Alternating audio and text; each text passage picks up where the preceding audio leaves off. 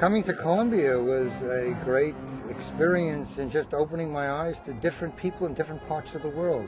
Columbia was a home away from home. Some of my happiest days are still Columbia days, feeling that the spirit is still here. Jacqueline Bello, College of Physicians and Surgeons, 1980.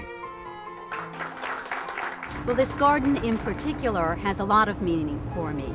I was born in the Harkness Pavilion, and I graduated in this garden from the College of Physicians and Surgeons in 1980.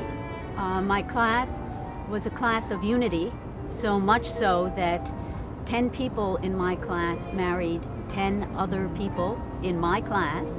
The appreciation that kicks in when you leave and you realize that you've gotten it right, and you realize that there is a difference between your education and what others in medicine know, make it easy to come full circle and to come back and to want to give and to want to stay connected.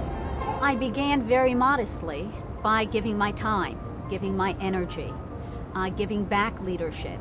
And then gradually, I had the opportunity to establish an award named for my father, who's also a P&S grad, so that on the occasion of his 50th anniversary, we instituted an award to be given at graduation, and this award is given for listening.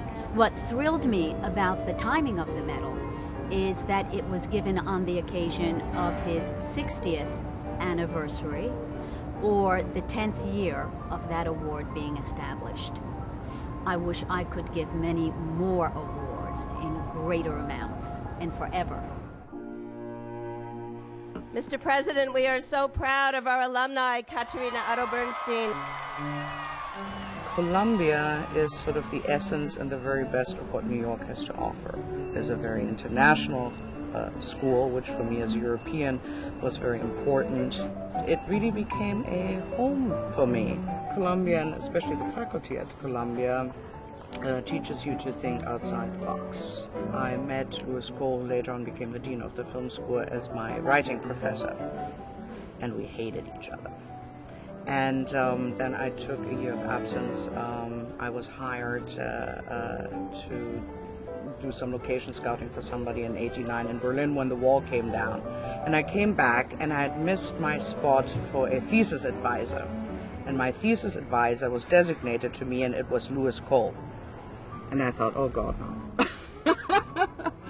And out of that grew probably one of the closest friendships I've ever had with a professor.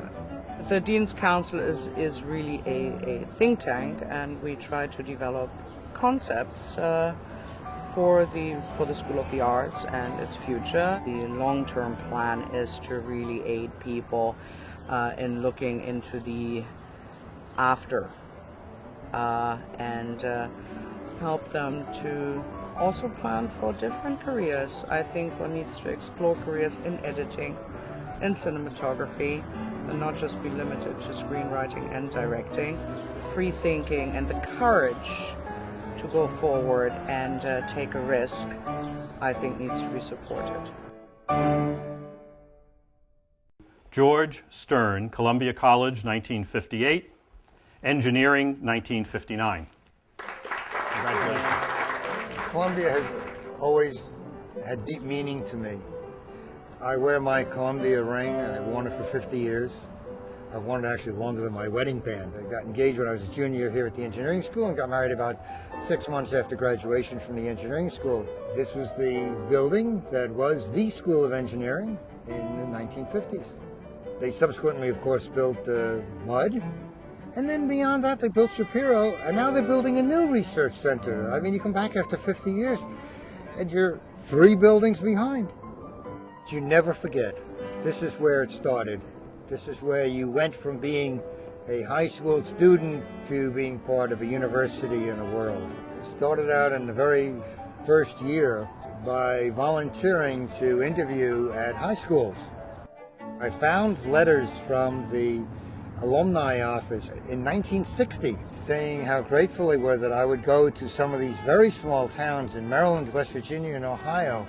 We established a committee structure to look at specific problems that the school was facing. And we established that the Engineering Council was not just to hear what was going on at the school, but was really to be a counselor to the dean.